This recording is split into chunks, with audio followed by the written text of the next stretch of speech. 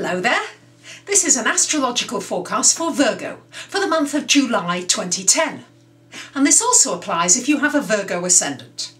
So my Virgos, many of you are going to breathe a huge sigh of relief with the fact that after July 22nd, Saturn finally leaves the sign of Virgo and goes into the sign of Libra until October 5th, 2012. Does this mean you're out of the woods? Well, for many of you, yes, you've experienced 2-3 years or even more of a very difficult, disruptive time in your lives. Many of you have just had everything fall apart on you, or you've had real obstacles and real challenges to overcome. Now, as long as you've learned those lessons and you've really understood what you were being taught and you've changed your behaviour patterns or whatever it is you need to change, then that Saturn will have empowered you and you'll be stronger coming into this new cycle of your life. So Saturn now moves out of your first house and into your second house of finance, Virgos. So Virgos, your finances are going to come under sharp focus, very sharp focus, particularly this month and beyond. Now what this means is we've got Mars in that house at the very end of July, along with Saturn. So this means that this is a really good time for building a structure for creating your own income, for creating how you make money yourself, for putting into place a good structure. For many of you, this could mean that you lose your work, or that you need to find alternative work, or that you need to learn how to work smarter and not harder. Mars there is going to put a bit of energy injection into you earning your money, into being a little more confident.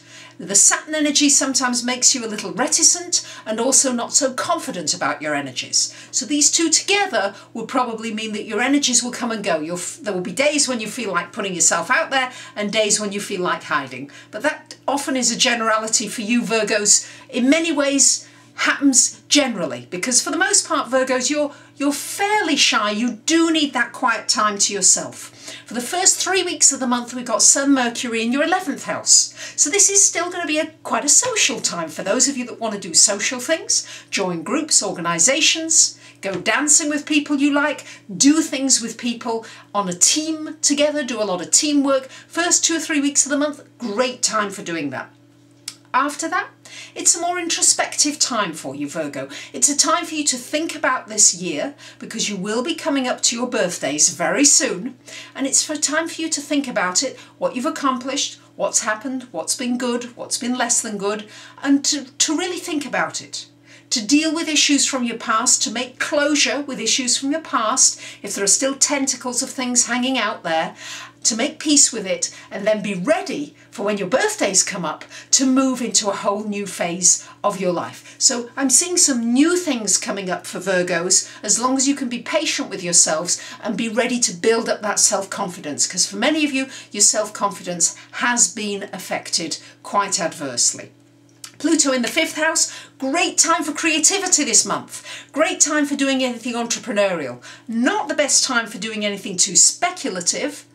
Try to keep your risky investments or risky things that you do to a minimum. Do things in a more cautious, planned out, detailed, which of course you're very good with, way, and then you're going to be all right. Neptune in the 6th house, for many of you need to watch out the people around you in your work area. Are they trustworthy? Are they honourable? Are they telling you the truth? If you get an intuitive feeling that you're not sure about certain people, make sure you're not speaking out too much. The less you say, the better, the less incriminating things can be. So just be aware of those people around you. With Neptune in that house as well, it's a great time for service. It's a great time for helping people, for being of service, for maybe even making a sacrifice to help another person.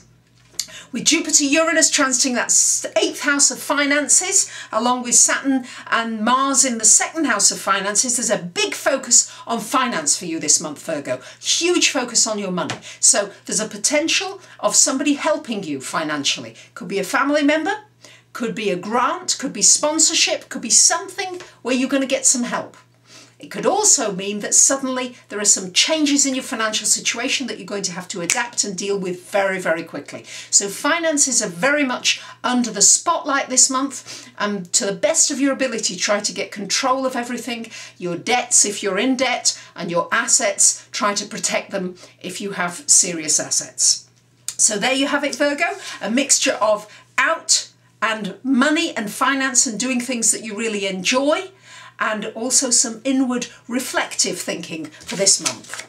So I had such a wonderful response to my special offer, one question for $25 that's answered in an email of up to 150 words, that I've decided just to continue with that now, just as something that I offer, and I'll remind you of that. So for those of you that are interested in a reading, here's my website. You might want a financial, personal, in-depth relationship reading. Please get in touch. I'll be delighted to hear from you, and I thank you very much for listening.